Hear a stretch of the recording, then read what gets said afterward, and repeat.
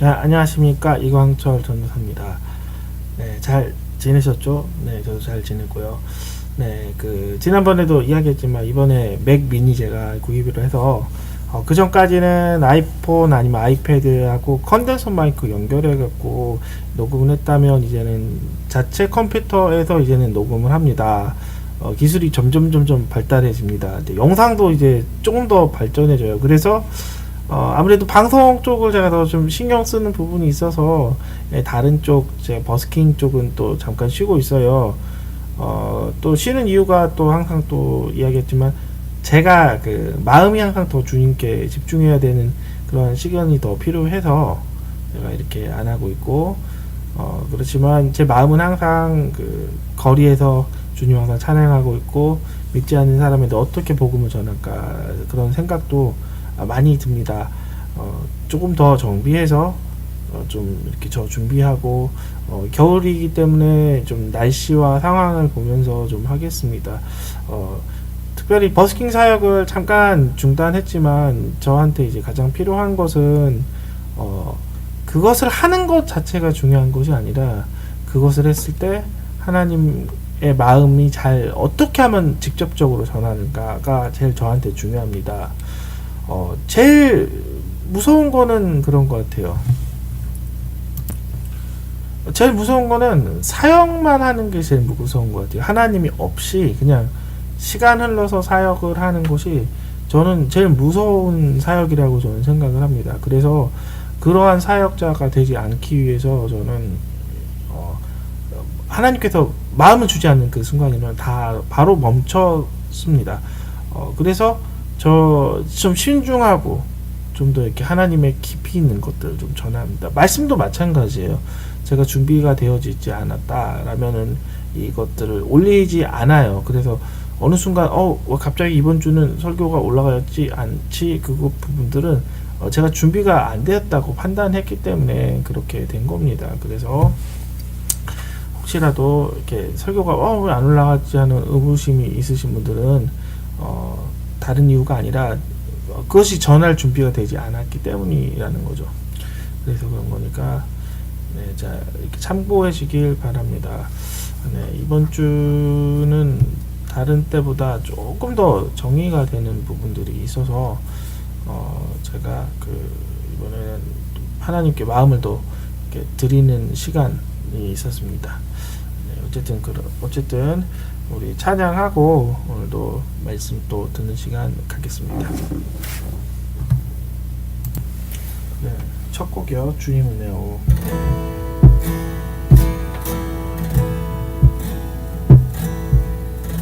주님은 내 오,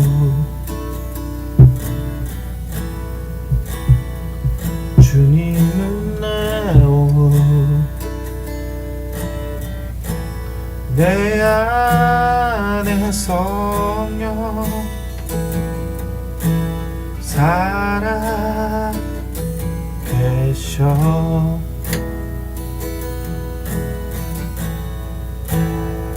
말씀은 내 양식, 말씀은 내 양식, 생명의 말씀 나누시네.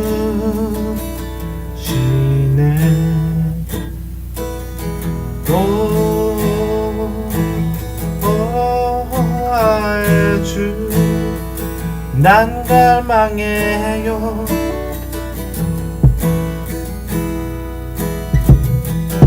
오주 없이 난 살 수 없네.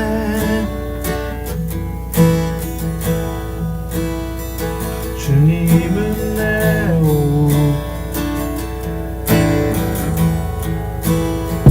주님은 내 옷,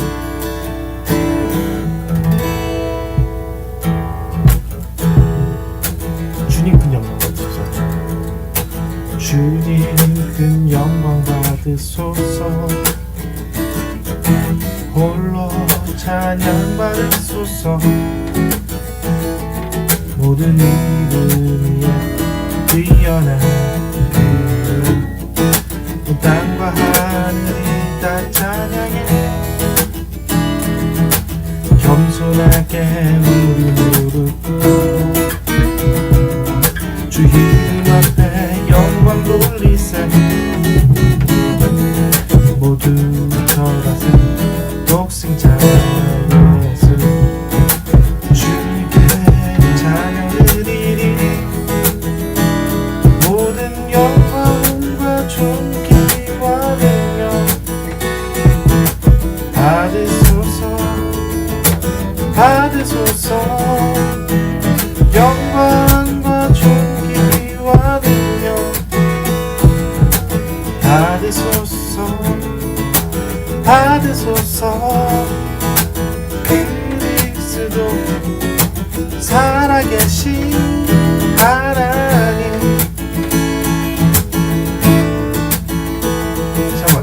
우린 큰 영광 받으소서.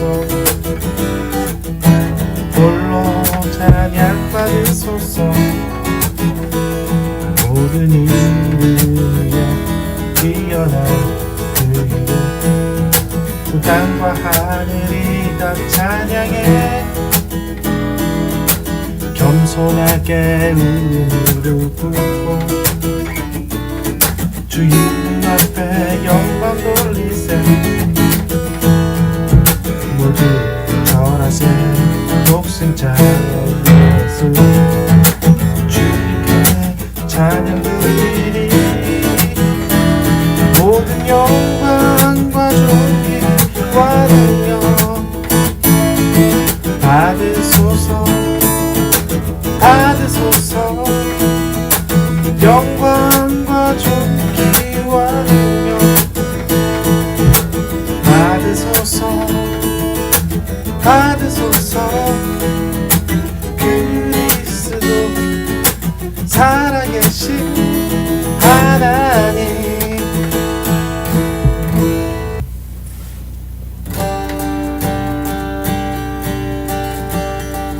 왕 대신 주께 감사하세. 그 사랑 영원하리라. 모든 이름 위위 뛰어난 그 사랑 영원하리라.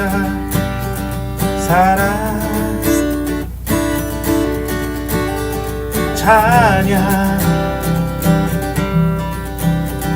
인격의 손과 표시하고 사랑 영원하리라. 거듭난 영혼들을 위하여 사랑 영원하리라. 찬양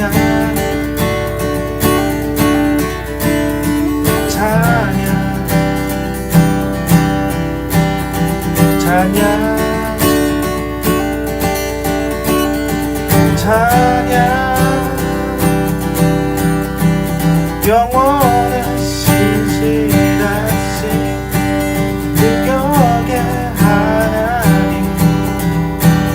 영원히 살게 하신 영원히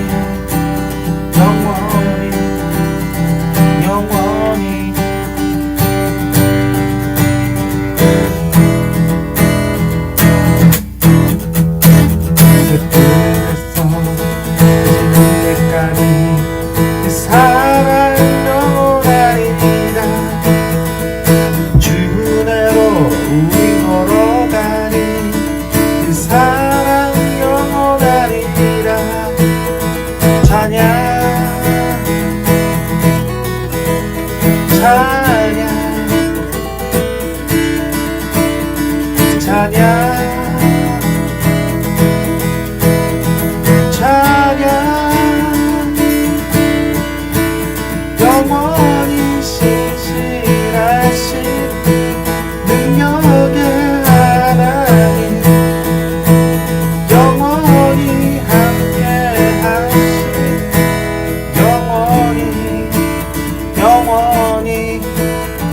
영원히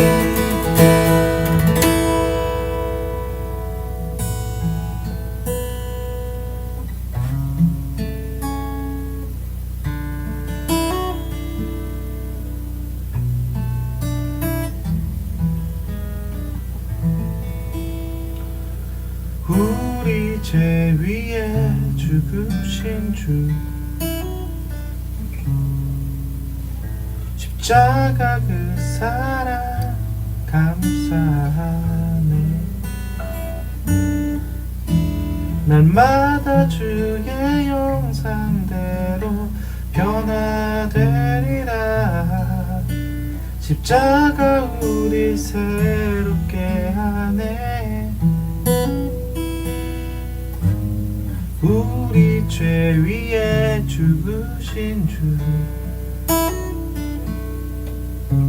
십자가 그 사랑 감사하네.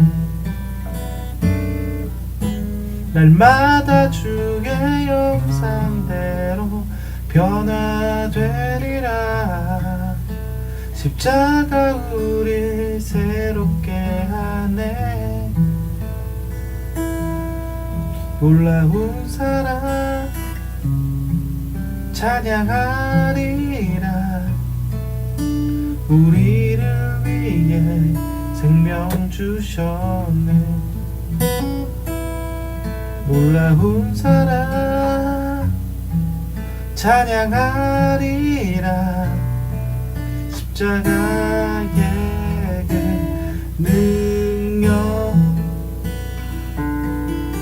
십자가의 그 능력 다시 한번 할게.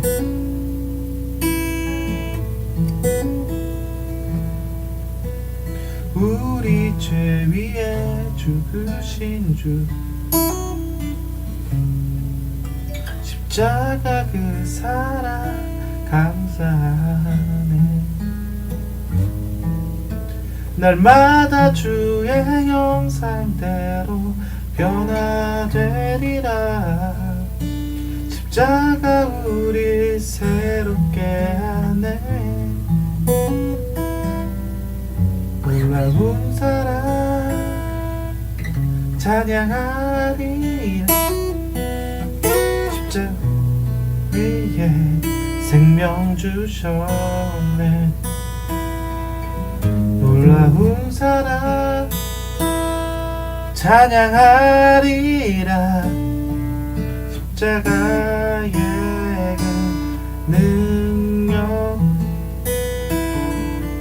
십자가의 그 능력. 네, 기도하고 시작하도록 하겠습니다. 감사합니다 하나님. 오늘 하나님 말씀 전합니다. 이 말씀 전할 때마다 많은 성도들이 이 말씀을 통해 하나님께 더 깊이 돌아올 수 있게 하여 주시옵소서. 형식이 더 지배하는 이 시대에 진정한 마음을 들여서 하나님을 기쁘게 하는 그러한 성도들이 이 말씀을 통해 변화된 성도들이 나오게 하여 주시옵소서. 예수님 이름으로 기도합니다. 아멘. 저의 소원이 그겁니다. 이게 큰 교회들을 보면서 하나님 앞에 이렇게 가까이 하지 못하는 것들, 이렇게 큰 교회들이 예배당은 화려하지만 큰 교회들이 하나님에 대한 마음이 잊어진 것들을 보면서 제가 이게 지금의 시작은 조그맣지만 이 시작들이 점점 커져서 진정한 하나님의 마음들을 찾는 성도들이 될 수 있게끔 제가 이게 돕는 역할을, 다리 역할을 했으면 좋겠습니다. 똑똑한 사람들 많습니다. 그리고 유능한 사람들도 많습니다. 그러나 하나님께서 원하시는 것은 그런 것보다 하나님의 마음을 알아주고 하나님을 깊이 사랑하는 성도를 더 원하시는 하나님이십니다. 우리가 그 마음을 잊지 않고 우리가 신앙생활을 했으면 좋겠습니다. 오늘의 제목은 그리스도의 마음입니다. 그러한 마음을 담아서 제가 준비한 겁니다. 본문은 빌립보서 2장 5절인데 제가 읽고 시작하겠습니다. 너희 안에 이 마음을 품으라. 곧 그리스도 예수의 마음이니. 네, 오늘은 그리스도의 마음을 설명할 것입니다. 우리가 이 땅에 살지만 믿음이 시작된 그날부터 우리는 천국을 소유한 것입니다. 천국은 그리스도의 마음을 얻는 것으로부터 시작이 됩니다. 이 천국이라는 것은 장소일 뿐이지 천국이 전부는 아닙니다. 그 장소 안에 예수님과 함께 사랑 가운데 지내는 것이 진정한 천국입니다. 그러한 것을 오늘은 제가 좀 이야기를 할 거예요. 예수님이 이 땅에 오실 때 가장 중요한 것은 사역이 아니었습니다. 예수님께서 가장 중요하게 생각한 것은 동행입니다. 어떠한 동행이냐? 하나님 아버지와 사랑하는 동행입니다. 예수님은 이 땅에 오셨을 때 하나님으로 오셨지만 사람으로 오셨지만 예수님은 하나님이시지만 그가 육체로 왔을 때는 사람의 몸을 입고 오셨지만 그 하나님이신 예수님도 가장 중요하게 생각했었던 것은 사랑 안에 아버지 하나님과 같이 동역하는 것입니다. 우리 사람이 가장 하나님께서 원하시는 부분들은 바로 이 부분입니다. 하나님과 사랑으로서 동행하는 것입니다. 예수님의 사역에 대해서 몇 가지 이야기를 하겠습니다. 예수님의 이 땅의 사역은 굉장히 바쁜 사역이었습니다. 예수님은 첫 번째 무엇을 하셨냐? 말씀을 가르쳤습니다. 두 번째 무엇을 하셨냐? 치유를 하셨습니다. 세 번째 무엇을 하셨냐? 기도를 하셨습니다. 그러나 예수님의 가장 중요한 사역은 사역 이후에 항상 하나님과의 기도와 하나님과의 동행을 애쓴 것이 가장 예수님의 중요한 사역이었습니다. 기도가 무엇입니까? 기도는 육체인 사람이 영으로서 하나님과 접촉했던 것입니다. 예수님은 사역이 끝난 뒤로 밤이 새도록 하나님과 항상 그 접촉하는 데 애썼다는 것입니다. 우리가 가장 중요한 것은 이 땅에 살지만 우리가 영원한 나라, 영원한 아버지와 연결하는 것이 가장 중요합니다. 우리가 육체가 잘 살고 잘 먹는 것은 잠깐입니다. 그러나 영원한 나라에 영원한 사랑을 얻는 것은 영원한 것입니다. 이 땅에서 결정이 되는 것입니다. 이 땅의 아버지 하나님과의 가까움의 그 거리가 하늘나라에서도 영원한 거리가 되는 것입니다. 그러므로 우리가 이 땅 가운데서 제일 중요하게 여겨야 될 것은 하나님 아버지와의 가까운 거리입니다. 우리가 이것을 절대 놓치시면 안 되는 것이에요. 예수님께서 십자가 사건 때 가장 고통스러웠던 사건 중에 있습니다. 그것은 바로 하나님 아버지와 영적인 단절을 했었을 때 가장 고통스럽게 했습니다. 예수님께서 십자가에 달리셨을 때 몸도 굉장히 고통스러웠을 것입니다. 몸에는 피가 떨어짐으로써 그리고 몸에 십자가에 못을 박혔으므로 못자국 때문에 육체적인 고통도 있었고 또 하나 피가 이렇게 나오면서 정신이 혼미해지고 그 사람들의 조롱 소리를 들으면서 정신적으로 엄청난 고통을 예수님은 분명히 겪었을 것입니다. 그러나 예수님이 가장 크게 고통했었던 것은 영적 단절입니다. 제가 한번 성경을 읽어볼게요. 마태복음 27장 45절 26절을 보면요. 제6시 때부터 온 땅에 어둠이 임하여 제9시까지 계속되었더니 제9시쯤에 예수가 크게 소리질러 이르되 엘리 엘리 라마 사막다니 하니 이는 곧 나의 하나님 어찌하여 나를 버리시나이까 하는 뜻이다. 이 부분이 어떤 부분이냐? 온 땅에 어둠이 임하여 라는 것이 하늘에 어둠이 임했다는 것입니다. 무슨 얘기냐? 하늘은 천국을 상징하는데 하늘이 어둠에 임했다라는 것은 다른 것이 아닌 예수님께서 하나님과 단절이 되었다라는 것이죠. 어둠을 통해 단절이 되었다는 거죠. 한 번도 예수님께서는 하나님 아버지에 대해서 이런 소리 저런 소리 불평을 해본 적이 없었지만 이때 딱 한마디 하셨어요. 하나님 나의 하나님 어찌하여 나를 버리셨습니까? 이것은 무슨 얘기냐? 그 전까지 한 번도 영적 단절이 없었는데 이 영적 단절이 되었을 때 영적으로 하나님 아버지와 이렇게 단절이 되었다는 구절이 바로 하나님 어찌하여 나를 버리시나이까 라는 구절이라는 거죠. 영적 단절을 예수님께서 가장 고통스럽게 여기셨다는 거죠. 우리가 제일 중요한 것은 예수님처럼 우리가 영원한 생명이 끊어지는 것을 두려워해야 된다는 거죠. 영원한 것과 멀어지는 것을 두려워해야 되냐. 우리가 배고픈 것이 두려운 것이 아니에요. 돈이 없는 것이 두려운 것이 아니에요.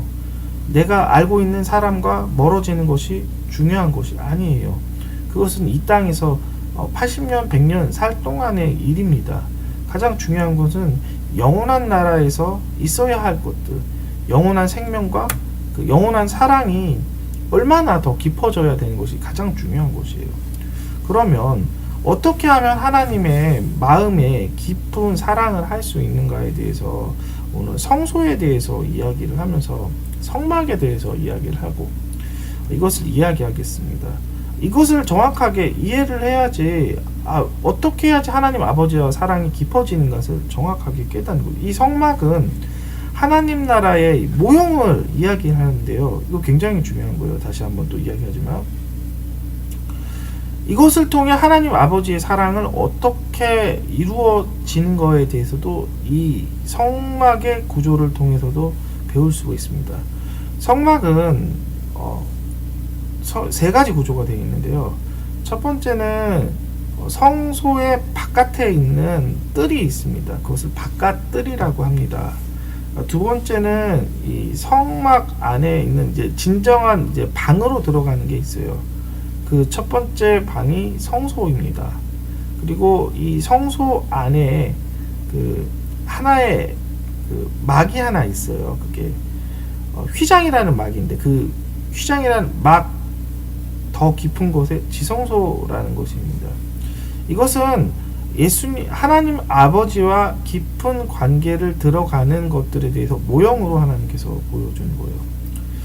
이 바깥들은 하나님이 계신 곳이 아니라 이 바깥들은 이사야 선지자에서도 1장에서도 말했듯이 이방인에게도 허락된 장소예요. 즉 무슨 얘기냐, 바깥들에 여전히 머물고 우리가 신앙생활을 한다면 하나님 아버지와의 깊은 친밀감 안에 들어가지 못한다는 거죠. 인격적인 만남이 없다는 거죠.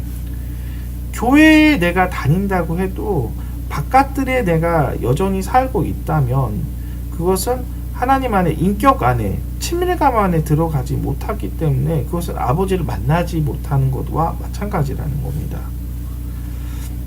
그럼 바깥들에 대해서 좀 이야기를 할게요. 왜냐, 바깥들을 먼저 이야기를 해야지 아버지 안에 들어가는 그 이후의 것을 그 과정, 먼저 있는 그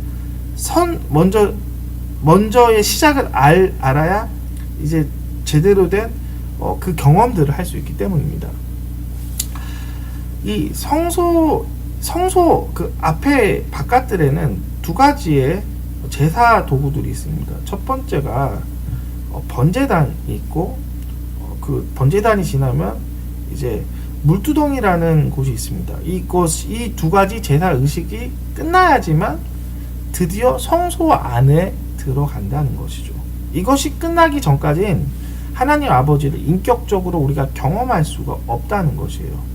한국교회의 가장 중요한 부분들은 이것을 놓치고 있는 거예요. 번제단과 물두덩이의 의식을 통해 하나님의 그 영광 안에 들어가고 친밀함 안에 인격 안으로 들어가야 되는데 이것을 한국교회에서는 가르치고 있지 않아요. 그래서 제가 이 부분을 정확하게 한번 이야기합니다. 먼저 첫 번째 제사의 도구인 번제단을 먼저 통과해야 됩니다. 이 번제단은 동물이 죽는 곳입니다. 즉 무슨 얘기냐, 죄된 우리의 육체가 죽고 새로운 하나님의 새 사람이 태어나야 된다는 거죠. 죽어야 된다는 거죠. 완전히 죽어야 된다는 거죠. 죽지 않으면 안 됩니다. 이 육체가 죽는다는 건 무엇이에요? 실제 이 겉에 있는 육체를 의미하는 것이 아니죠. 성경에서 육체를 이야기하는 것은 육체 안에 있는 죄성을 의미합니다.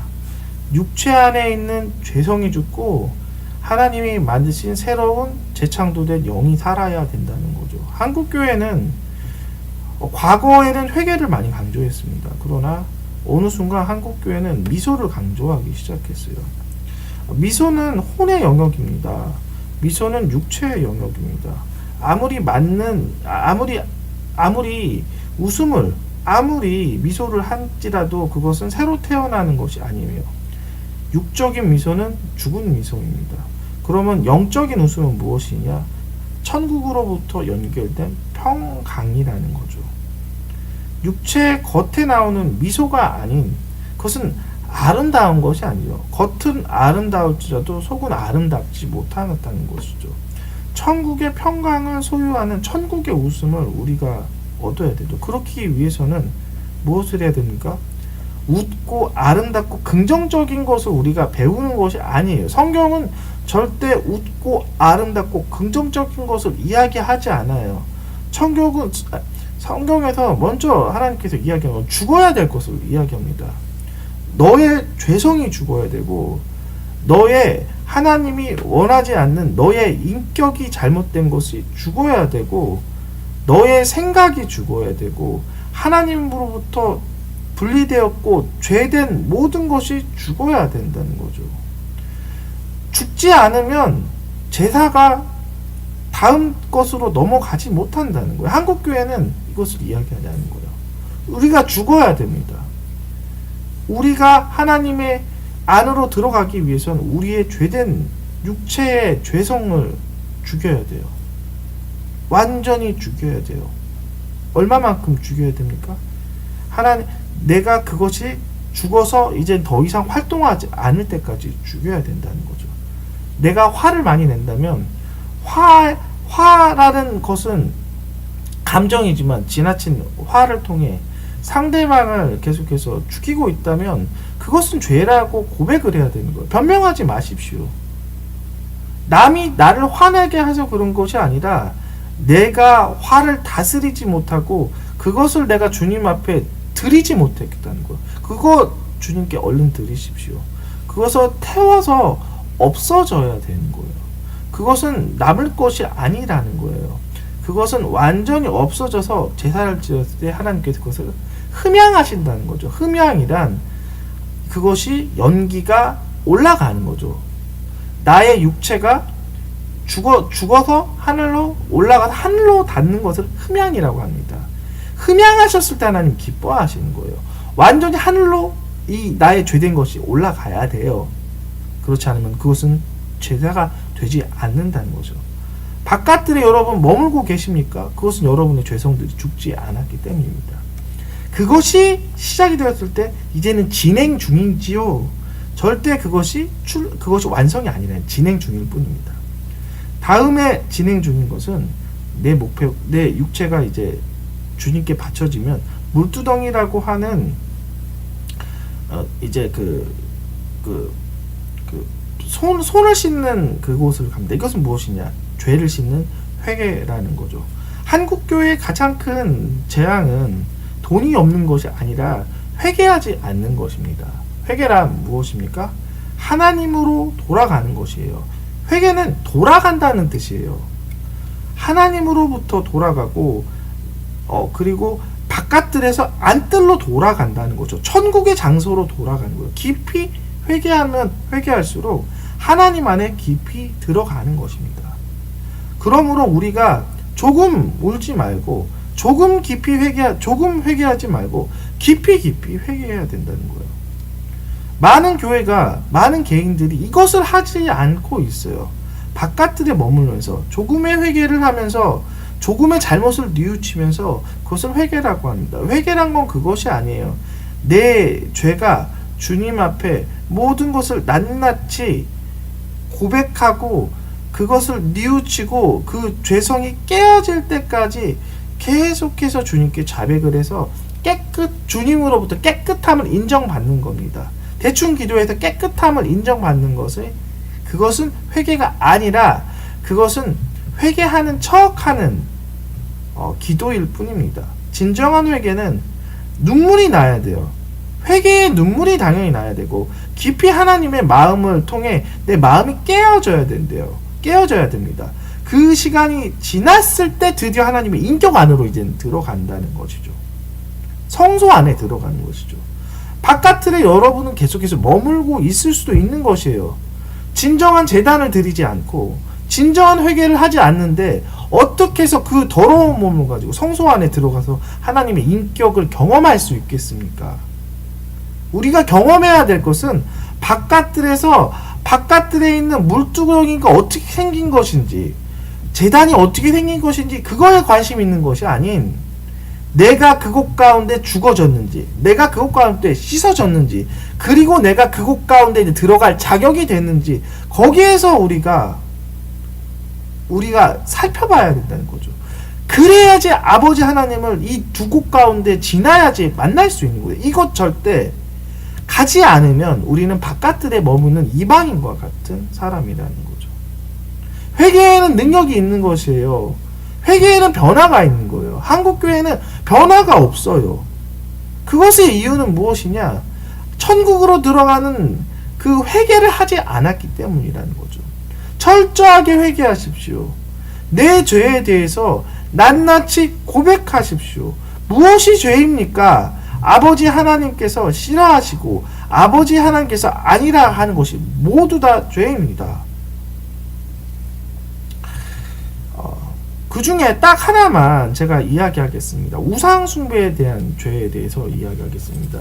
여러 가지 죄들이 있습니다. 갈라디아서 15장 19절부터 21절에서 보면은 죄에 대해서 이렇게 이야기합니다. 육체의 일은 분명하니, 제가 아까도 이야기했지만 육체의 일이란 건 육체의 죄성입니다. 그러면 의역해서 읽어볼게요. 육체의 죄성의 일은 분명하니 음행과 더러운 것과 호색과 우상 숭배와 주술과 원수 맺는 것과 분쟁과 시기와 분능과 당짓는 것과 분열함과 이단함과 투기와 술 취함과 방탕함과 또 그와 같은 것들이 전에 너희들의 경계한 것 같이 경계하노니 이런 일을 하는 자는 하나님 나라를 유업을 받을 수 없느니라. 우상 숭배에 대해서 딱 이야기를 할게요. 그 우상 숭배를 했었던 가장 그 대표적인 그 사람은 사울입니다. 제가 왜 그 사울에 대해서 이야기를 했냐? 사울은 특별히 성경에서는 우상 숭배에 대해서 영역은 다루진 않았지만, 사울의 그 가장 대표적인 우상 숭배는 자기의 생각을 지키는 것이에요. 즉 고집이라는 거죠. 고집은 우상입니다. 생각을 주님께 복종하지 않는 죄입니다. 이것이 가장 우리의 죄입니다. 우리가 보이는 우상은 우상이라고 큰 죄를 합니다. 그러나 보이지 않는 죄는 민감하지 않아요.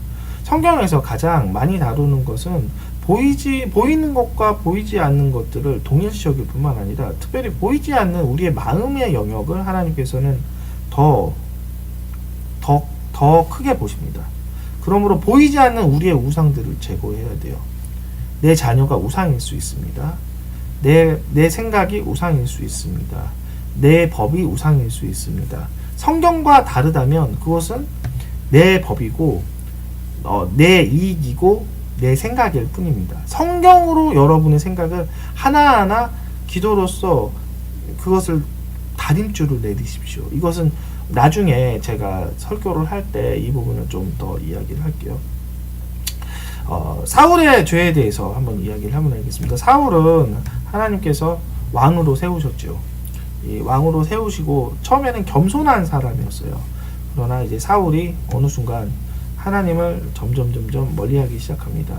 자기 생각을 지키기 시작하는 우상의 그 조그만 부분들이 이제 나중에 왕이 되면서 점점 커집니다. 사울이 어떠한 사건이 있었냐? 첫 번째, 블레셋과의 전투가 일어났습니다. 이게 왜 전투가 일어났었냐? 아들 요나단이 블레셋을 건드는 사건이 있었어요. 그때 블레셋이 총 집결을 해서 이제 곧 있으면 블레셋하고 전쟁을 할 수 있는 그 상황이 일어났습니다.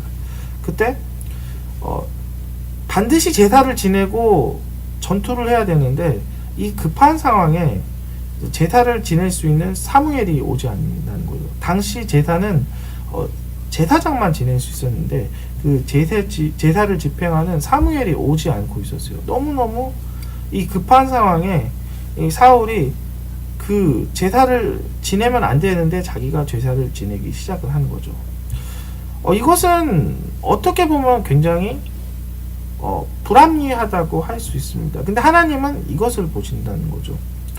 지금 시대로 보면은 상황에 맞지 않는다는 거죠. 한번 지금 상황으로 하면 지금 급하니까 제사를 드리고 내가 손해 보니까 거짓말하고 손해 보니까 거짓말 할 수도 있는 거죠. 11조 더 많이 내려고 그거 갖고 11조보다 더 많이 낼 거예요 라고 또 이야기할 수도 있고, 11조뿐만 아니라 여러 가지로 합리화할 수 있다는 거예요. 성경에서 제가 또 다시 한번 이야기하지만 성경에서 분명히 이야기하는 것은 다른 것을 이야기하는 것이 아니에요. 그 어려운 상황에 얼마나 신실하게 말씀을 지키냐라는 거죠. 이렇게 변질된 마음으로 지키는 것이 아니라는 거죠. 분명히 이 상황은 긴급하고 두근거리고 너무너무 급한 거예요. 이때 내가 죽으면 죽으리라 하고 하나님의 제사를 내가 지내면 안 되는데, 죽을 것 같아서 하나님은 봐주겠지 하고 내가 스스로 그 법을 약화시키는 것들이 많아요. 내가 이렇게 화내갖고 누구를 미워하는 것은 너무 당연한 것이지 않냐라고 하는 거와 같은 거죠. 우리가 많은 부분들을 이렇게 우리의 상황에 맞춰서 하나님의 법을 낮추기 시작합니다. 하나님의 법은 절대적인 거예요. 어떠한 상황에서는. 그러나 그 법을 약화시키는 것은 누가 약화시키는 거예요? 하나님이 약화시키는 것이 아니라 여러분이 생각이 하나님을 약화시키는 것이에요. 여러분의 마음이 하나님보다 마음이 크기 때문에 그러한 것이라는 거죠. 그러므로 여러분이 했었던 사울과 같은 죄는 얼마나 더 많은 것입니까? 사울이 또 하나의 죄를 지었지요. 어떠한 죄를 지었냐? 이번에는 아말렉을 멸하라고 했습니다. 그러나 아말렉을 모두 다 하나님께서 멸하라고 했었을 때 사울은 아말렉을 멸하지 않고 그 아말렉의 왕을 남겨두고 아각을 남겨두고, 또 하나 그 아말렉에 있는 그 좋은 재산들, 좋은 양 염소들을 남겨두었다는 거죠. 아까운 거죠. 하나님께서 멸하라고 한 것은 다 버리고 다 그것을 없애버려야 되는데, 그거 버리면 손해보기 때문에 그것을 없애버리지 않는다는 거. 그런 거 굉장히 많습니다. 아까도 제가 이야기했듯이 거짓말 잠깐 하고 내 양심 속이면 돈이 생겨요. 내가 그렇게 하는 것은 어떻게 보면 굉장히 합리적일 수 있지만, 그것은 하나님께서 얼마나 우리가 신실하게 법을 지키는 거에 대해서, 얼마나 하나님의 법을 경외하는 것들에 대해서 하나님은 알고 싶어하고, 그것이 네가 얼마나 그러지 못한 것을 깨닫게 하기 위한 것이라는 것을 우리가 깨달아야 된다는 거죠. 많은 상황에서 화가 날 수가 있어요. 너무너무 화가 나서 그 사람을 죽여버릴 수 있는 그 상황에서 내가 얼마나 그것을 참을 것이며 얼마나 그 사람에 대해서 기도할 것인가에 대해서 말씀에 복종하는 것을 하나님께서 보시고, 그것이 합당해지면 하나님께서 어느 순간은 생명의 면류관으로 천국에서 보상해 줄 뿐만 아니라, 내가 그렇게 용서하면 할수록 내가 하나님의 사랑을 따라가고 복종하는 사람은 증거가 되는 것입니다. 어려운 상황, 그것은 다른 것이 아니에요. 하나님께서 나를 천국에서 약속된 것을 주시기 위한 것과, 그리고 그 어려운 상황에서 하나님 얼마나 경외하느냐라는 것입니다.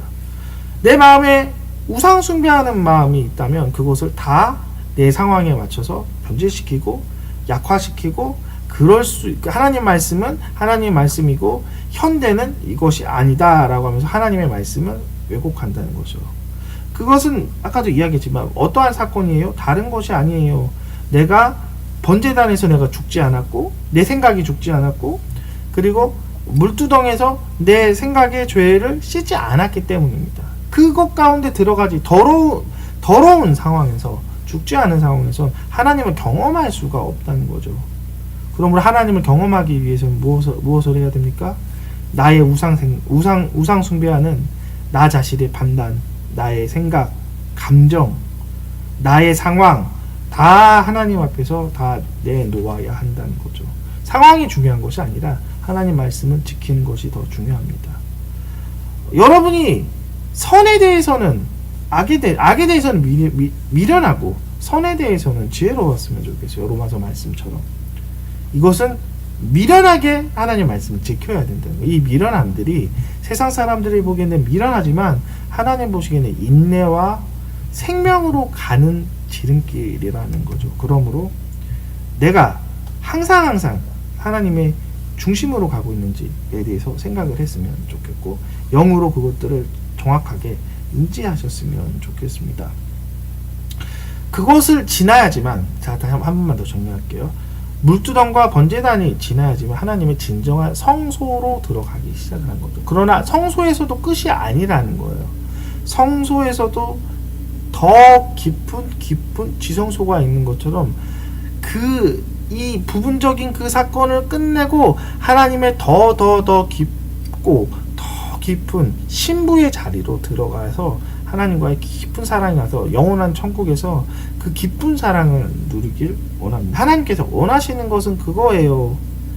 이 더 거룩해져서 하나님 앞에 서서 그 사랑을, 하나님의 영광을 같이 나누자라는 것입니다. 그러므로 아버지의 마음을 깨달으신 여러분께서 이것들을 행했으면 좋겠습니다. 그리스도의 마음이 이 설교를 통해 회복이 되었으면 좋겠습니다. 기도하고 마치도록 할게요. 하나님, 우리가 하나님의 말씀을 배웠습니다. 하나님의 은혜를 배웠습니다. 내가, 그리고 또 번제단에서 내가 육체가 죽지 않고 내 감정이 죽지 않고 내 생각이 죽지 않아서 하나님을 경험하지 못해서 용서해 주시옵소서. 또 하나, 내가 하나님의 그 물동이에서 내가 씻지 않았었던 죄, 내 생각을, 내 죄를 완전히 씻지 않아서 더러워서 하나님의 성소 안에 내가 들어가지 못할 자격이 혹시 있었다면 주님 용서해 주시고, 이제는 그 자격을 얻어서 아버지를 경험하는 자리에 있어서 참다운 아버지의 교제가 될 수 있게 하여 주시옵소서. 예수님의 이름으로 기도합니다. 아멘. 네, 이상으로 설교 마치도록 하겠습니다. 네, 다음 주에 또 뵙겠습니다. 예.